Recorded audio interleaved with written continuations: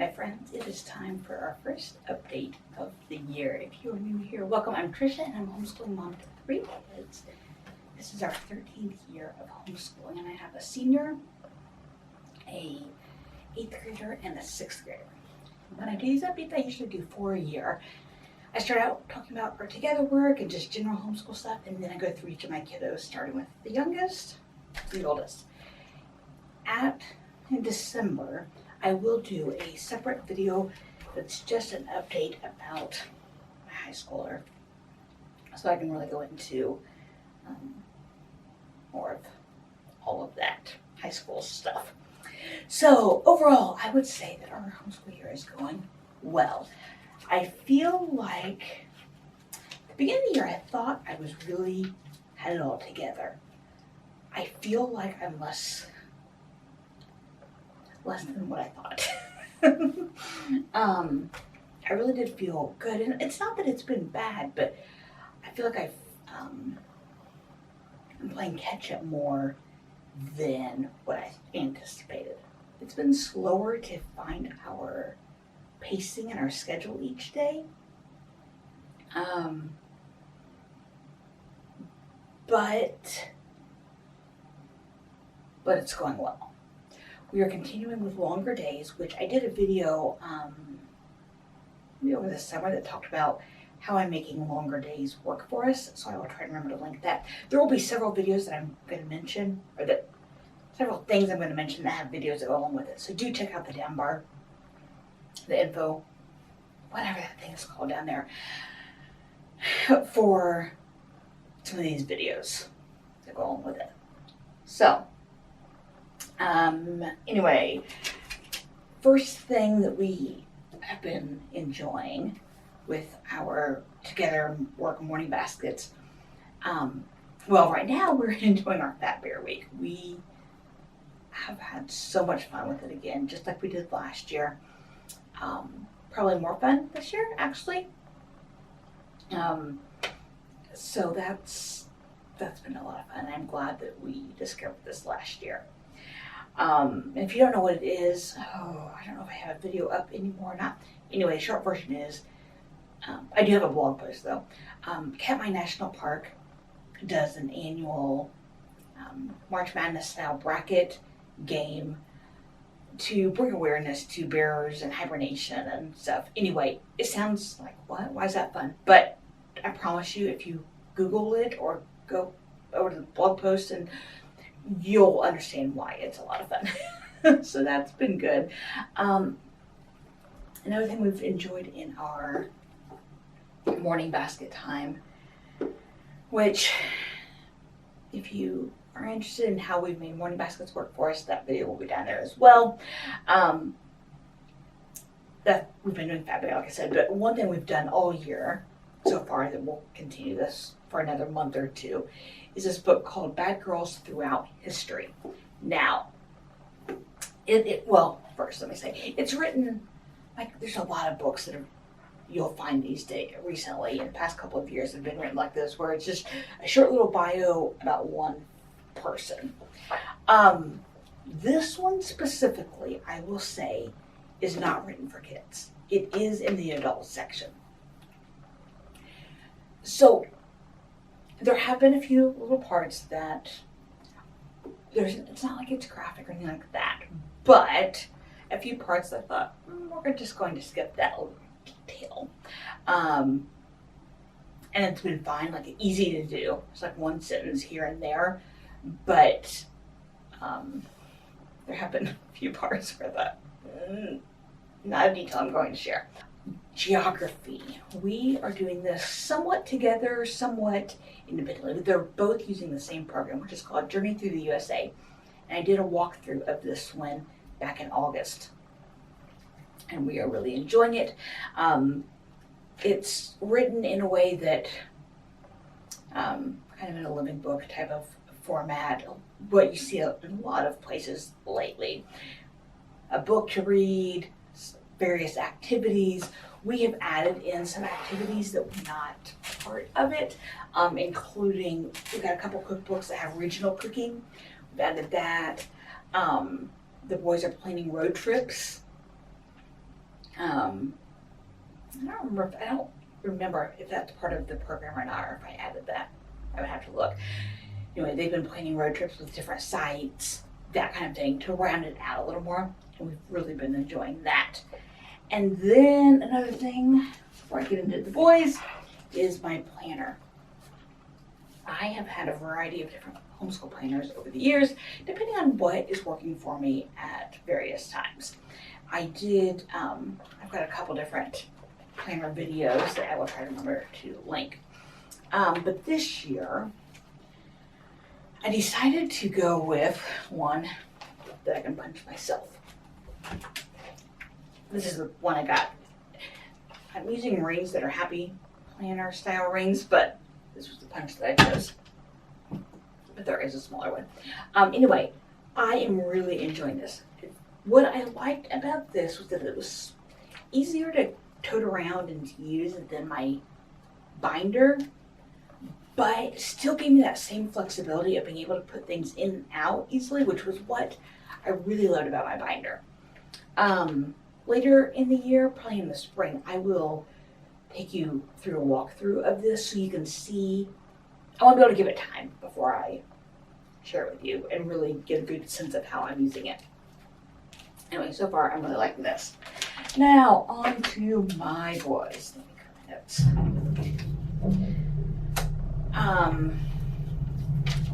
Let's see. Okay, started with Matthew. He is my youngest, 6th grade.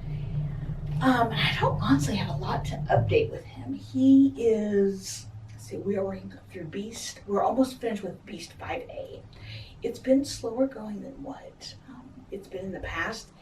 Nothing bad. He's just moving at a slower pace than what I anticipated, which is fine. I am happy to take as much time as we need to solidify the ideas. What's been really good right now, he's working through 5A, which is towards the end, which is like variables. We have been using a lot of Dragon Box 12, which I talked about that in a separate video last week, I think 2 weeks ago. And that has been really good to help him, because it's basically the same thing that he's doing in Beast. And so it's like helping him make connections that he's not doing great with. I think I'm going to pull out, I have some Math Mammoth from Elizabeth. I think I'm going to pull that out and do some of the same topic in that and see if that other approach helps solidify things a little better for him. He wanted to do physics for science this year. So I couldn't find a good 6th grade physics program that I thought he would enjoy. So I had to kind of put stuff together. We have been using these comic book type things from Physics Central. Each one is about a different physics topic. He's been enjoying those. We are doing Mr. Q's science, which I think I have a video, an old video about Mr. Q. Again, I'll try to link it.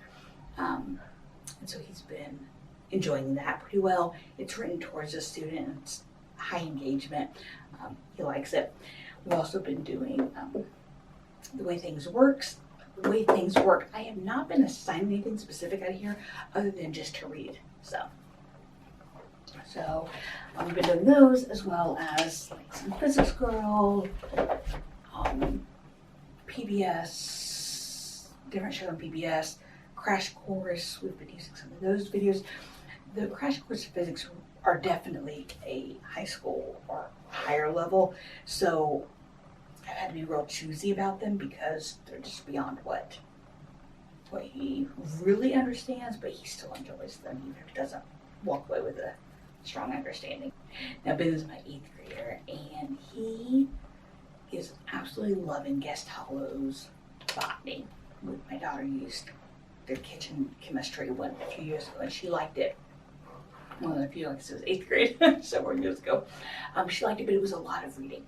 For her, that part wasn't a great fit. We used a lot of audiobooks and we adapted for her, but Ben loves all the reading. I was a little nervous because there's like each day it's like read 3 pages from this book and 4 pages from this book, and kind of scattered in that way. I was concerned about how he would do with that. His personality, but he's really done well with it. He's enjoying it. He likes the variety of things, the topics each day, and it includes videos and readings and different kinds of readings. There's some drawing, and that way it's been a really, really good fit for him. And I'm so glad that someone mentioned it to me, because I didn't even think to check there for it, but it's basically what I was trying to do just on my own, so worked out well in that way. So if you have a kiddo who loves plants, I would definitely check it out. I believe it's a high school level course as well. So Castello Botany is great. For algebra this year, we struggled to try and figure out what to do with him. He finished Beast Academy last year as well.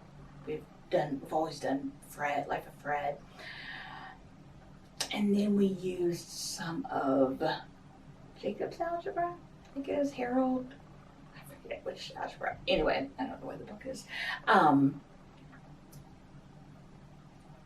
To kind of bridge like when he was done with Beast before the school year ended.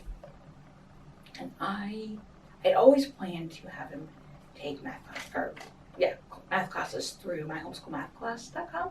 That's where Elizabeth went. Used and loved it, but I just was worried that it wasn't going to be a great fit for him. So I looked at a bunch of different things, books, but I really wanted him to do it on his own or learn it from someone else. And teaching textbooks would have been horrible for him. CTC I looked at, was like, I don't know. But I ended up going with Mr. D's algebra, and it has been so good for him. The videos he likes the teaching.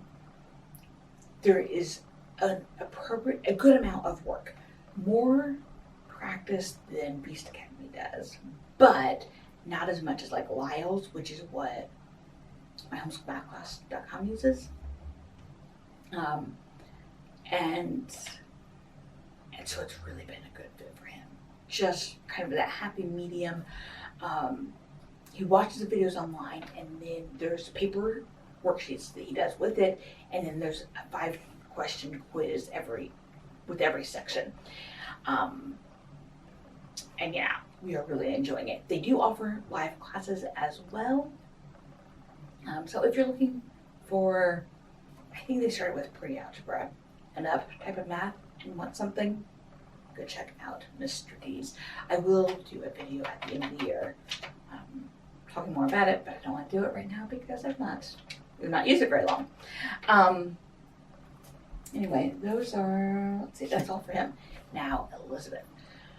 Like I said, she's a senior, so we are in the midst of getting things together for college applications. I will be doing a couple videos about the process of applying for colleges and completing the FAFSA and all of that stuff. But when I'm out of the stress of it, for now, she is taking a writing class through Arizona State University. They have I forget what they call it now. Yesterday they call it the Universal Learner Program.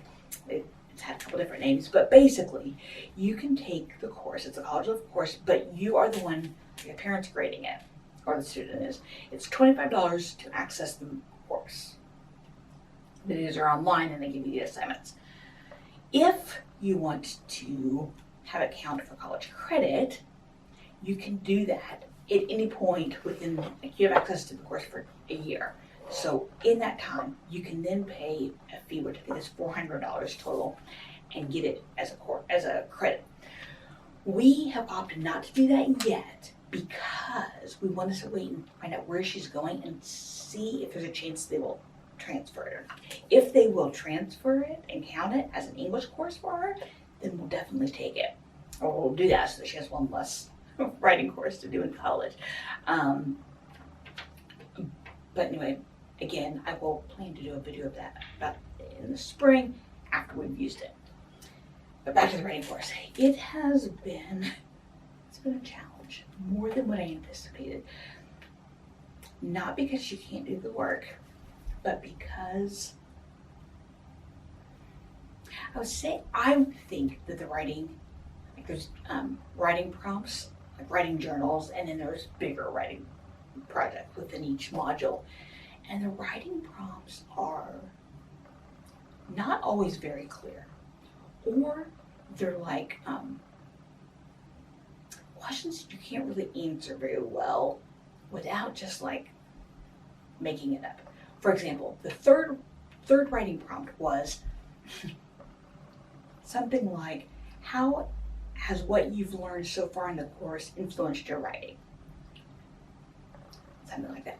It's the third one. Well, you've only had two. Like, it's not really going to change the way you write when you've only had two. Like, that seems like a question you would ask at the end of the course, or at least halfway through it or something. Not now. So there's been a little bit of mental block because the questions are not great. And they're 500 words, which is a lot if you are someone who doesn't write, who doesn't enjoy writing, or who isn't prolific in their writing. And she can write fine, but she tends to be a minimalist. And not that she's not answering a question, she's just not writing it in 500 words. I thought the writing prompts would be more things like, I don't know, for example, like, what's your favorite cat or favorite animal or something like that, like the things that are, I don't know, I guess what, easier to write type of thing. I thought that's what it is, like the point of it was just to have that daily habit of writing, and that's not at all what the style is. So it's been a challenge. She's getting there. Like she's finishing the first module, and it's definitely easier at the end than it was at the beginning. She's also taking psychology over at the community college, and she is really enjoying that course a lot. So it's fun to see her like really getting excited about a class, because she tends to do a lot of just like, and she'll enjoy something well enough, but not enough to like really want to talk about it type of thing. So anyway, those are two classes that she is taking this year. That is update number 1 for our 13th school year. Thanks for watching.